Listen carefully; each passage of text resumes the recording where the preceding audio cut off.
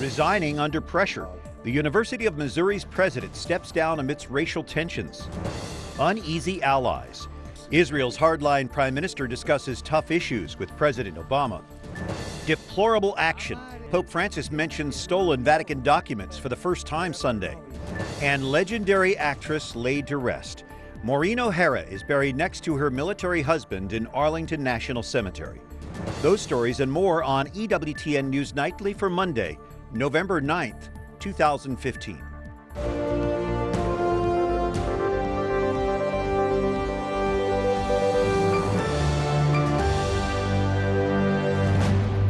Good evening. Thank you for joining us. I'm Brian Patrick with your news now. Well, a White House meeting today between President Obama and Israeli Prime Minister Benjamin Netanyahu is not without tension. Most recently, Netanyahu strongly opposed the U.S.-backed nuclear deal with Iran. Catherine Szeltner spent her day at the White House and reports from there tonight. Catherine? Brian, today's talk was an effort to repair the strained relationship between the two world leaders. The meeting focused on strengthening security in Israel. It comes amid a fresh burst of violence between Israelis and Palestinians. In typical Washington style, it is very good to welcome once again Prime Minister Bibi Netanyahu to the Oval Office. President Obama welcomes the Israeli Prime Minister to the White House. Both insist they will not give up hope for peace in the Middle East. This as violence in the Gaza Strip rages on. Since mid-September, 11 Israelis have been killed in Palestinian attacks. Obama says Israel has the right and obligation to protect itself. There's no foreign leader who I've met with more frequently, and I think that's a testimony to the extraordinary bond between the United States and Israel. In March, Netanyahu addressed Congress, criticizing Obama's support of the Iran nuclear deal. The White House didn't invite him for a visit on that trip. Today, the White House downplayed any tension. While there may be a disagreement between our two countries about this particular diplomatic agreement, there's no disagreement and no daylight between the United States and Israel when it comes to our commitment to preventing Iran from obtaining a nuclear weapon. The meeting comes after a controversial appointment by Netanyahu of a new spokesman. Ron Baratz has been openly critical of Obama on Facebook, suggesting Obama is anti-Semitic and Secretary of State John Kerry cannot be taken seriously. White House officials have expressed displeasure over the appointment. Netanyahu says he will decide the fate of Baratz when the U.S. visit is over. Later tonight, the Israeli leader will speak with members of the American Enterprise Institute here in D.C. Meanwhile, in the Middle East, Palestinians are noting the loss of their own. 74 have been killed by Israeli fire since mid-September. Brian? Thanks, Catherine Szeltner at the White House tonight. Other stories our EWTN News Nightly team is covering in today's world. Bowing to pressure from students, Missouri University President Tim Wolf resigns today. Students say administrators aren't doing enough to combat racism on campus. Wyatt Goolsby reports. Amid a growing race relations controversy, the president of the University of Missouri system said he's resigning. The frustration and anger that I see is clear, real, and I don't doubt it for a second. At the center of it all, claims of inaction. Black student leaders say despite overt displays of racism at the school, administrators did nothing to deal with the issue on the overwhelmingly white main campus. The growing divide was evident in this video, taken by a student and posted to Twitter on Friday. What do you think systematic oppression is? Systematic oppression is because you don't believe that you have the equal opportunity for success. You don't believe. In his speech, Wolf mentioned Jonathan Butler, a student who began a hunger strike last week, calling for change. This is the beginning. We still have a lot of healing that needs to happen on campus, but this is a great first step towards change. Butler's hunger strike is over, and the school's football team will practice Tuesday and play Saturday after threatening to boycott both. Wolf took responsibility for the lack of action, then asked students and faculty to look to the future. Use my resignation to heal and start talking again. Students have called for broader cultural sensitivity training, more minority staff members, and other changes. Requests school administrators said were under consideration. Wyatt Goolsby, EWTN News Nightly. Thank you, Wyatt. The Catholic community reaches out to those on that campus who need someone to listen. Father Richard Litsu says the St. Thomas More campus Newman Center is a safe place to share their concerns. We're available, we're supportive, we are open to people coming and talking, and certainly the students know that. We've been on campus for a very long time as a Newman Center, and students and faculty and staff all know that if they have an issue or a concern, that we're available to them. Father Litsu believes students and faculty turn to their faith and prayer in these difficult times. A man is dead and 2 others were injured when gunfire erupts just several steps from a midtown Manhattan subway station. Police say it started in a McDonald's restaurant nearby near New York City's Penn Station. After an argument, one man went outside and waited for 3 others to leave, then opened fire on them. Police are still searching for the gunman tonight. They do note all 3 of the victims have long arrest records for mostly drug-related charges. A Jordanian policeman kills 2 Americans and a South African at a police training compound before he's shot dead. The attacker also wounded 2 Americans and 4 Jordanians. Authorities have launched an investigation. Jordan is a close U.S. ally and has a peace treaty with Israel. It's long been seen as an island of stability in a very turbulent region. The Holy Father receives Poland's president at the Vatican. Andrzej Duda was greeted by Archbishop Georg Ganswein. The Vatican press office calls the discussions cordial. Francis will visit Krakow next summer for World Youth Day. The Times of Israel newspaper reports Francis told the Polish president he wants to visit Auschwitz. However, the Vatican is not confirming a visit to the infamous Nazi concentration camp. Pope Francis calls the recent theft of documents taken from the Vatican a crime. È un atto deplorevole che non aiuta. The Holy Father saying in his Angelus address today, it was a deplorable action. He added that the incident would not distract from the work to reform the Vatican. This was the Pope's first public comment on 2 new books based on leaked documents about the Vatican's finances. I found this very good, and I liked that he made a topic of it, that he did not keep silence about it. Yeah? Just to be open, that's the best way to deal with such things. The Pope says measures have already been taken to address problems mentioned in the documents. Will religious nonprofits have to follow the Health and Human Services contraceptive mandate? Jason Calvi reports from the Supreme Court, where a decision is expected by next June. Jason? Brian, the Obama administration's so-called accommodation for religious nonprofits will be scrutinized. It requires nonprofits who object to sterilization, contraception, or abortion-inducing drugs on their health plans to fill out a 2-page form. The nonprofits say that action would make them violate their faith. The Supreme Court is combining 7 cases: the Little Sisters of the Poor, Priests for Life, and many others. Matt Bowman represents some of the Christian colleges in the case: Geneva College in Pennsylvania and Southern Nazarene University in Oklahoma. It makes them provide an insurance plan that is the delivery mechanism for items that they have a deep personal objection to, including items that can destroy human embryos. Also involved are the Archdiocese of Washington, Catholic Charities, 2 D.C. area Catholic high schools, and the Catholic University of America. In Texas, there's the case of Houston Baptist University. What the Supreme Court is recognizing is this is a massive federal mandate on conscience that applies across the Christian world. The law requires women have access to birth control at no extra cost. The ACLU says if the court rules in favor of the employers in these cases, women will lose a benefit guaranteed by law and will literally be paying for their employers' beliefs. The White House spokesman says their policy balances access to contraception on the one hand and religious freedom on the other. The Supreme Court will hear oral arguments in this case in March, with their final decision expected by the end of the term in June.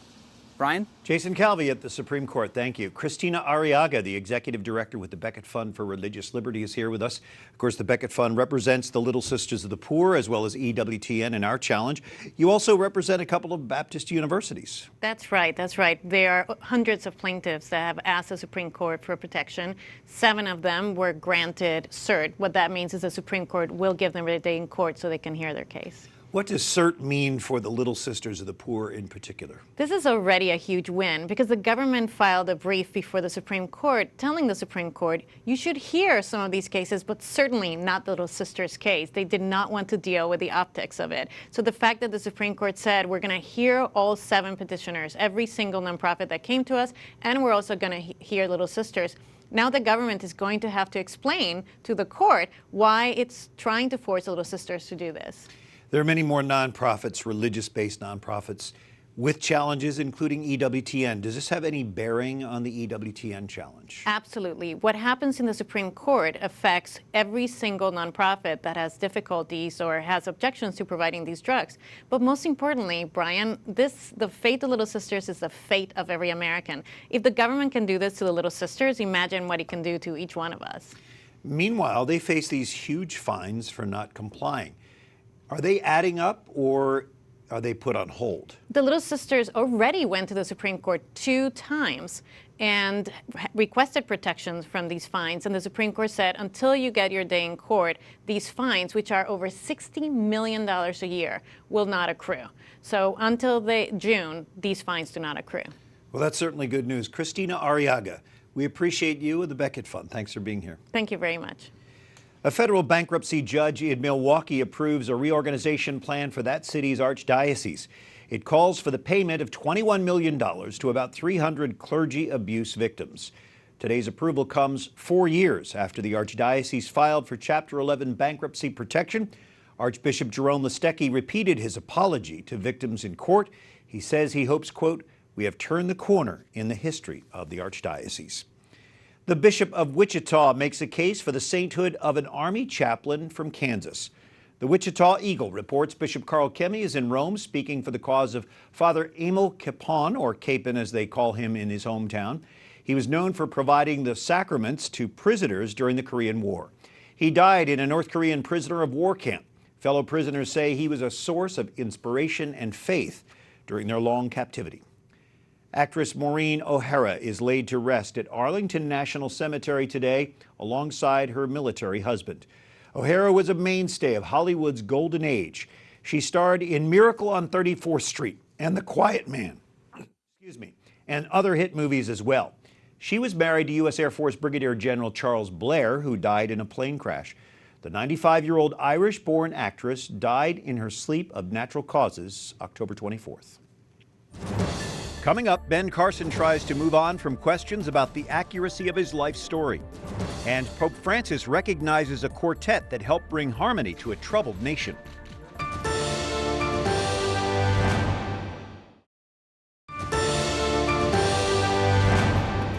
Sent to preach the gospel, the theme of the Dominican Jubilee. Saturday marked the 800th anniversary of the Dominican Order, the Order of Preachers. It coincides with the extraordinary Jubilee of Mercy announced by Pope Francis. GOP presidential candidate Dr. Ben Carson says it is time to move on from questioning the accuracy of his life story. It's not particularly getting under my skin. Obviously, it's helping me. But I simply cannot sit still and watch unfairness. The accuracy of Carson's autobiography has plagued his campaign in the past few days. More questions are likely during the presidential debate on Tuesday. That scrutiny reflects Carson's transformation from political outsider to frontrunner. Mike Ellis is senior reporter at The Hill, and shouldn't the media scrutiny be expected now that he has that frontrunner status? Well, of course. This guy's running for the most important job, the most prominent job in the entire world. And if he thinks that his story is not going to be scrutinized, then he should think twice about running for this campaign. He says that he's being treated unfairly. He's looked in the past and can't find anybody who's been treated like this. He hasn't looked very far into the past, because if you looked at Bill Clinton, there was the Whitewater scandal, there was his drug use, his womanizing. You look at George W. Bush, there was the Texas Air National Guard, his drug use. You look at Barack Obama and all the connections to Jeremiah Wright. I mean, this is an intensely personal campaign, and it's going to be an intensely personally scrutinized. Well, you brought up a lot of messes, but they were all elected president. They were all elected presidents. So this guy could do just fine, but it also depends on his reaction. And his reaction right now, he seems to think that he is being treated as a victim. And people are going to interpret that different ways. His fans are going to rush to his defense. Yes, he's being demonized. He's being treated unfairly. Those who already didn't like him are going to say, hey, look, we can't trust this guy. The question is, how are independents going to react if his autobiography, which is his life story, is who he is? That is why we know who Ben Carson is. And if it's not accurate, and he says my autobiography is not accurate, then people might not trust him. The Hillary Clinton email scandal is kind of slipping away. Is this similar to what Carson's dealing with? Can he get through this and let it fade? He can get through this and let it fade. Again, it depends on his reaction to it. A little bit different in the sense that Hillary Clinton is a household name. She is a public commodity. She's been in public life for 30 years. She's been scrutinized over and over and over again. The Republicans have found this email issue, and they're beating it like a drum because they think that that's probably the only dirt they might have on her in this campaign. So no surprise there. Ben Carson is not a well-known commodity. He's well-known in certain conservative circles, but outside of that, the public's still trying to learn who this guy is. And so, again, his reaction to this autobiography scandal is going to be very important. And certainly voters look for credibility in a presidential candidate. Isn't that really the issue here? That is absolutely the issue. Again, this is a popularity contest. That's it. If you can get people to go to the polls and put your name down, if it's you or me or Ben Carson or Hillary Clinton, you win the White House. And if people can't trust you, they're not going to put your name down there. So again, a guy whose life story has led to him to where he is right now, if he goes to the mics and says, hey, I wrote the autobiography, but it's not true, and then Republican candidates say, hey, wait a minute, you can't trust this guy. It's not just the media, it's not just the Democrats. It's not just his opponents, it's his primary opponents as well. So, yeah, we'll see how it plays out in the debate. Mike Lillis with The Hill, thanks for joining us. Thanks for having me. Lawmakers in Catalonia approve a plan to set up a roadmap for independence from Spain by 2017. Separatist lawmakers celebrating the results in Barcelona. Opponents hold up Spanish and Catalan flags. Catalonia is a region in northeast Spain where an independence movement is gaining popularity. Spain's highest court is expected to swiftly rule that this law is illegal, but the motion specifically orders the regional government to ignore that decision. Millions vote in a general election in Myanmar, testing the military's long-standing grip on power there. The opposition party led by Aung San Suu Kyi is expected to win. It's being billed as the nation's freest election ever. The impoverished Southeast Asian nation has struggled with ethnic strife and one of the world's longest-running civil wars. Pope Francis meets members of the Tunisian National Dialogue Quartet, winners of this year's Nobel Peace Prize. The quartet played a key role as a force for democracy in Tunisia at a time of political crisis there. It helped pave the way for a peaceful dialogue across political and religious divides. According to Vatican Radio, Pope Francis says the quartet accomplished its work with their hands and their hearts. And more than 1 million people are expected to attend a Mass celebrated by Pope Francis in Kenya later this month. Kenya is the first stop of the Pope's 3-state visit, his first to Africa. Francis is expected to talk about strengthening families, interethnic tolerance, and inclusivity. He'll also visit Uganda and the Central African Republic.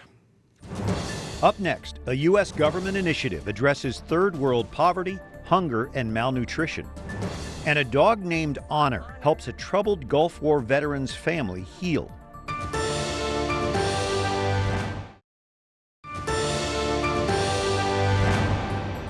On this March 9th, the church celebrates the 3rd century dedication of Rome's Lateran Basilica by Pope St. Sylvester. St. John Lateran is the Pope's cathedral, not St. Peter's Basilica, as you might imagine. Thanks for joining us this Monday evening. I'm Brian Patrick. The U.S. government says developing countries are making strong progress against global hunger, poverty, and nutrition. Some new data shows rates of stunted growth in children have dropped in Ethiopia, Ghana, and parts of Kenya. Areas of Uganda have seen a 16% drop in poverty. Global food insecurity is a solvable problem, and this is a crucial time to highlight the importance of collaborative efforts within the Feed the Future initiative. A statement from Dan Glickman, who is a senior fellow at the Bipartisan Policy Center, former U.S. Secretary of Agriculture.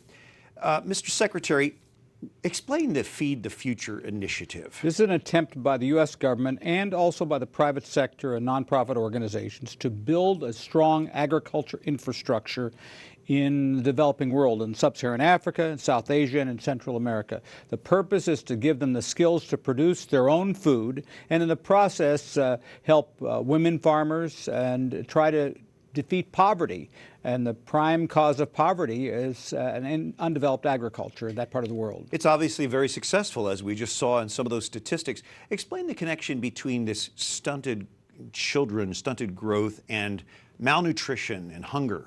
Significant stunting occurs in high poverty areas where they may get an adequate quantity of food. They may get enough calories, but they don't get nutritious food. There's not a balanced diet. And so in places in sub-Saharan Africa, and even in our own hemisphere, Guatemala has some of the highest stunting in the world. So you go there and you see people who are quite small, in part because of the fact of inadequate nutrition. So one of the goals of the U.S. government, in working with others as well, is to try to make sure that people know the kinds of foods they ought to be eating in order to prevent that from happening. America is blessed with great resources, so we've been very successful with agriculture. What could we do as a nation, as a people, to help the entire world overcome hunger? Well, we've done a lot. We helped the Brazilians and the South Koreans really develop their agriculture systems after the Second World War, after the Korean War.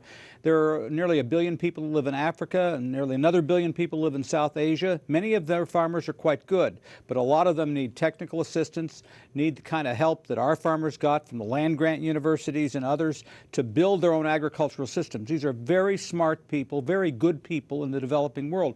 But in many cases, they just need the basic knowledge of fertilizer to apply, the right kind of fertilizer, good seeds, how to make soil health a higher priority. And in doing so, they can feed themselves and help to feed the world as well. Secretary Dan Glickman, thank you for your good work and for showing up for us tonight. You're welcome, Brian. Appreciate it. For a veteran suffering from PTSD, a dog became more than his best friend. Wade Baker's Labrador Retriever helped him cope with demons from the Gulf War battlefield. As Mark Irons reports tonight, that lab now helps the Baker family heal. For the Baker family, life can be divided into two parts, before honor and with honor. He's so good.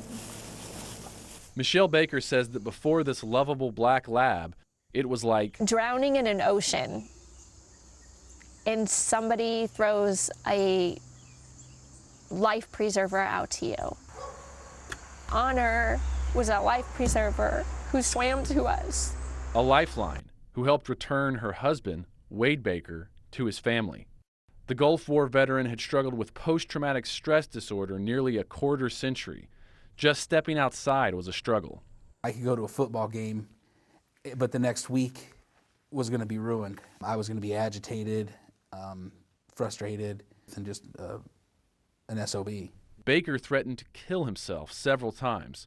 Honor gave him strength to be a dad again and a husband. It's not the meds. It's not the therapy. It's just every day living with him. But after that 2013 interview for the Des Moines charity that trained Honor, Baker relapsed. This summer, he dropped out of treatment.